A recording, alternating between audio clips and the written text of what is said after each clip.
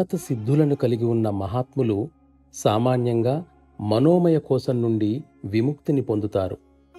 దాని అర్థం వారికి మనస్సు ఉండదని కాదు, క్రిందన ఉన్న ప్రపంచానికి వారిని కట్టిపెట్టి ఉంచిన ఆవరణను వారు పూర్తిగా తొలగించుకున్నారని దాని అర్థం. ముక్తి స్థితిలో మనిషి 5 కోశాల నుండి విముక్తుడవుతాడు. అలా కాకపోతే అతడి అసలు స్వరూపం సృష్టిలోకి రావడం సాధ్యం కాదు. శాశ్వత సత్వప్రాప్తికి ఈ కోశాల నుండి పూర్తిగా విముక్తిని పొందటం చాలా ముఖ్యమైన అంశం. అది కూడా ఒక మనిషి జీవితకాలంలోనే సాధ్యం. సాధకుడు తన అంతిమ ధ్యేయం లేక లక్ష్యానికి దృఢంగా అంటిపెట్టుకుని ఉన్నట్లయితే ఈ విషయాలన్నీ క్రమంగా వస్తాయి.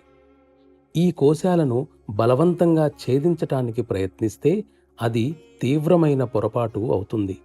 ఎందుకంటే ఆ సందర్భంగా అతడు అసలు ప్రయోజనానికి దూరమైపోతాడు.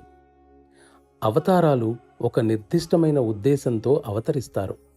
తమకు అప్పగించబడిన పనిని నెరవేర్చటానికి అవసరమైన శక్తి అంతా వారికి అనుగ్రహించబడుతుంది. వేరే మాటలలో చెప్పాలంటే అదే వారిని ఈ ప్రపంచంలోకి తీసుకుని వచ్చిన సంస్కారంగా పనిచేస్తుంది.